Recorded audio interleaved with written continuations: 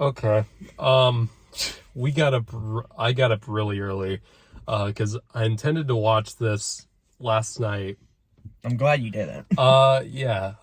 because I wanted to watch it. I thought it was in I thought Chippendale was in theaters. Yeah.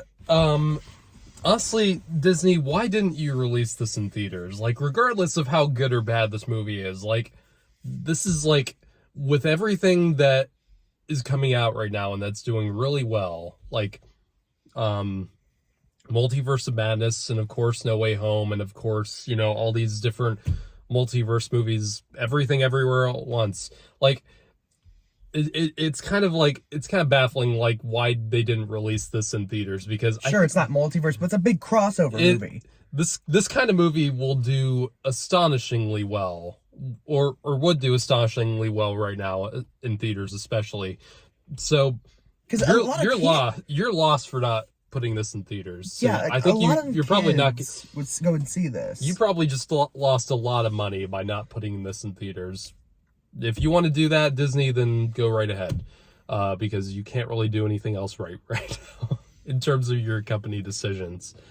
Now let's talk about another company decision. Chippendale. Here's our video review for Chippendale Rescue Rangers. A movie I didn't really have much interest in watching, because Same. why would I as a nearly 23-year-old man want to see Chippendale? Especially, I never watched Chippendale. Yeah, neither did I. I didn't. We didn't grow up in the time when this show was out. I knew Chippendale from Kingdom Hearts. Yeah, or Chippendale was not a part of our generation, really. So I was a Tom and Jerry guy. so the only way that this could have possibly gotten our generation's attention was by doing Those cameos. all the fucking cameos, like every blockbuster movie is trying nowadays to get people in seats, and it is working still. But it worked well for this movie, I feel like. I am so mixed on this movie. Really? I went in From a critique point of view, I can understand.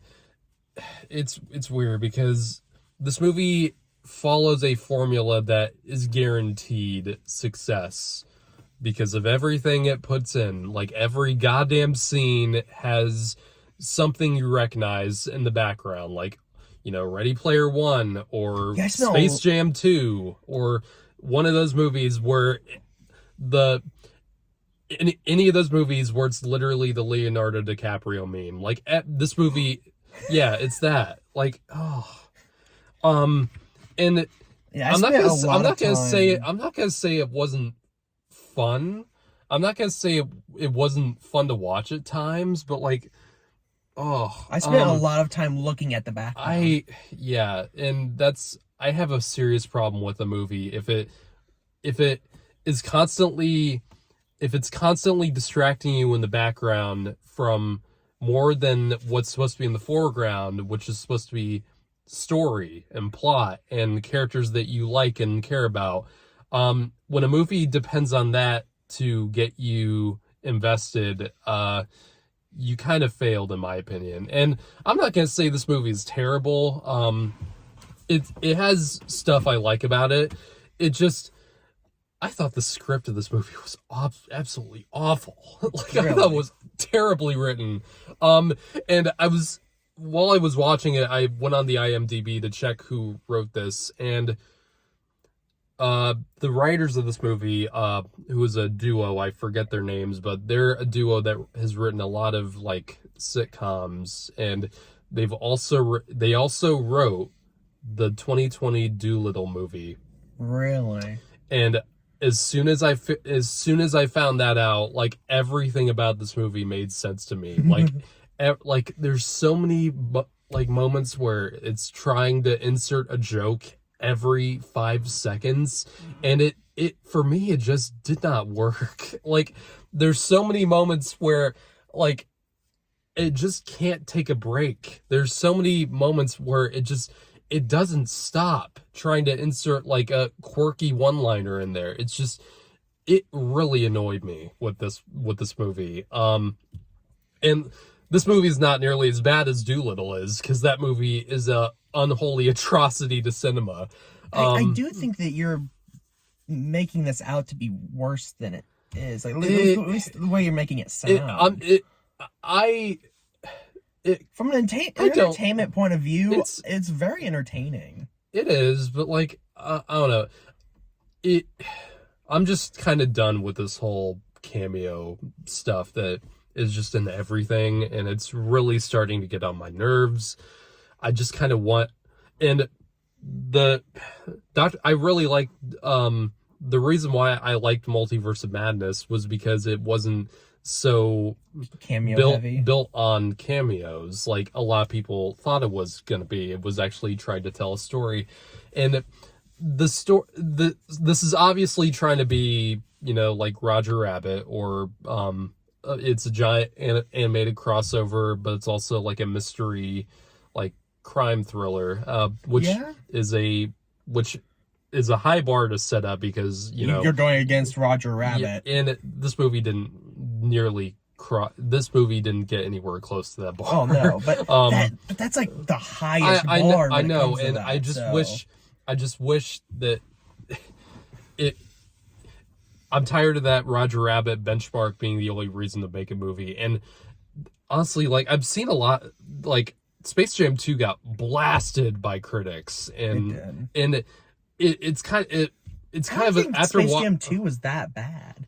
I didn't either, but when after watching this movie, I honestly don't think this was that much better than Space Jam 2. At least in my opinion. Like, this has an 80% on Rotten Tomatoes, and I don't really understand why, because I just don't think it's that great. What was the audience score? I mean, it's good. It's 80%, like the normal for Disney. Outside of the cameos, like, what'd you like about the movie? Honestly, I had a decent amount of laughs. Yeah, that's the story did keep comedy me is engaged. subjective. Comedy is subjective. Like, my sense of humor is broken. I have a lot of problems with this movie. One of them, and it comes down to the two main leads, and that's Andy Sandburg and John Mulaney as Chip and Dale. And these are two actors and two comedians that I really am very fond of. I'm extremely fond of both of these guys individually. I just don't think... I think as a duo, like, when they combine, it just kind of... It got really annoying to me after a bit. Because the problem is that there's no... It felt like there was no contrast between these two characters. Like... And with a comedy duo, you kind of want a little bit of contrast, because that's, even though, the great, comedic duos, like, what are their names? Abbott and Costello, and, even from a movie I really love, Planes, Trains, and Automobiles, with, Steve Martin and John Candy, just as an example of an amazing comedy duo. Like, you should always have a straight man part of the duo, and then you have the wild card, which is the John Candy kind of character. And the thing is, they actually did, they even said that at the beginning, that one of them was always like more brainy and the other one was more of a wild card. They even said that at the beginning. It didn't really come across to me that way, because they didn't play off of that too much. Maybe I just can't really. Maybe John Mulaney was trying to be the more straight man-y of the two, but like, I just can't like John Mulaney as a straight man. I just can't. Like, his voice. His voice. He does not have a voice for a straight man. No, I really like John Mulaney, but I cannot buy him as the straight man. Yeah, he's not at all. His voice just isn't serious enough. Yeah, like, and he was good in this movie. Andy Sandburg and John Mulaney almost kind of, they don't have the same voices, but they kind of talk the same. Yeah, they both have that comedy voice. And to me, I just wish there was more I I wish they would have replaced one of the two. And that's just me speaking. I don't know if anyone shares that opinion. I could but see that.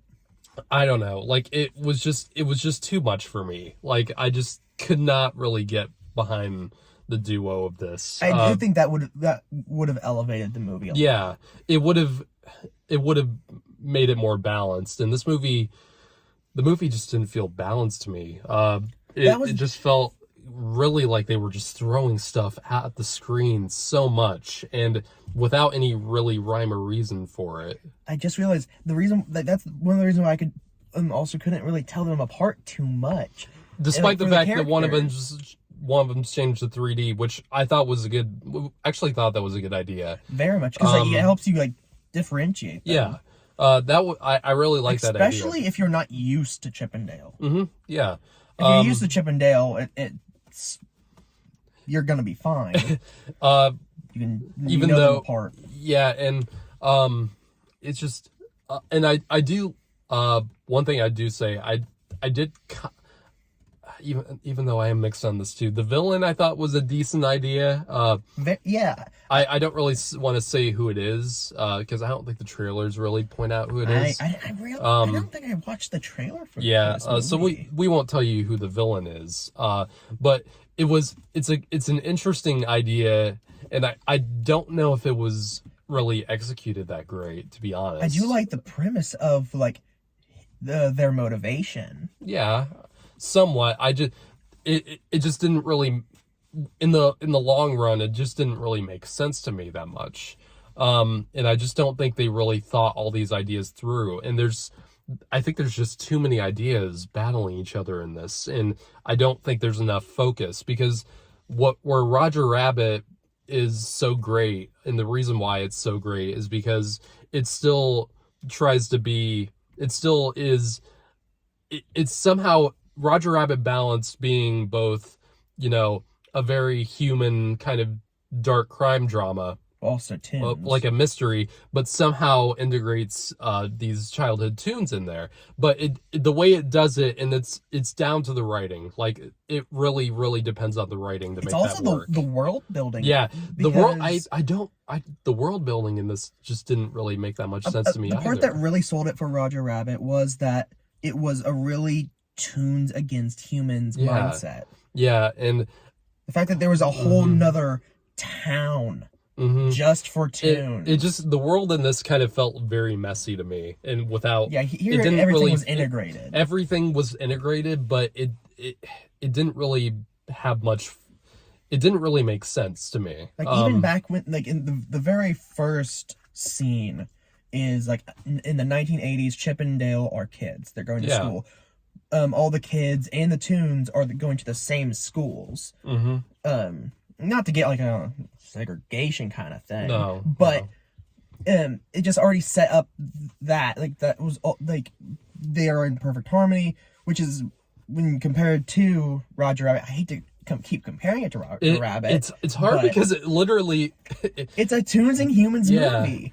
It's Roger Rabbit meets Space Jam, the new Space Jam movie. Yeah, let's hear, like, what are the movies that put tunes and humans together? Roger Rabbit, Space Jam. There's so many. Chippendale. There's so many nowadays, and is there? I mean, maybe not exactly the same kind of thing, but like there's so many movies like this nowadays where they're throwing all these pop culture characters in there, like obviously Ready Player One and obviously Space Jam 2, or all the Space Jam movies. There's a way to do this where it doesn't come off messy, and for me this movie just came off very messy, and I applaud the people who are having fun with it, and it just, I really wish I liked this more than I did, and I think it just comes down to the script is just really poorly written. I want to say one thing that actually I did realize as I was watching this, because a while back you and I tried to watch that new Tom and Jerry movie. And this is not nearly as bad as that. Here's the thing that got me is that one of the things that really took me out of that Tom and Jerry movie, was that kind of 3D 2D art style. which I think they still used for this movie. Yeah, but it looked better. It did look better. Which it did look pretty good. So that didn't throw me out of it. Actually, it was kind of believable that Chip and Dale were actually still toons in this world. Yeah, like it didn't throw me off as much as the Tom and Jerry one did with the same art style. I just feel like it was done better in this movie. Mm-hmm. Like animation wise, visually wise, this movie is impressive. How they managed to fit all these different types of animation. It's not as groundbreaking as Roger Rabbit was, but into a movie where it doesn't look completely jarring. Like that was impressive. I will give the filmmakers the benefit of the doubt with that. Like they did do a pretty good job with it. But for me, it's not enough if the story just doesn't grab you, and the story and characters just really annoyed me. But points where points are due. Yeah. I'm gonna give this you're probably gonna be shocked when I say this. I'm gonna give this a 5 out of 10. Well, you're more of the critic side. For pure entertainment, I'll give this an 8 out of 10. It will surely entertain younger people. Oh, 100%. Just for the film savvy critical it's people very like me. eye-grabbing.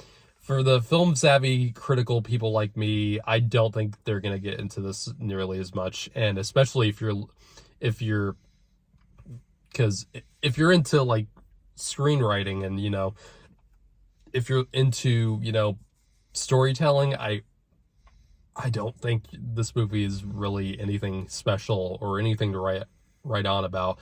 And I'm really blown away by the fact that most critics like this movie.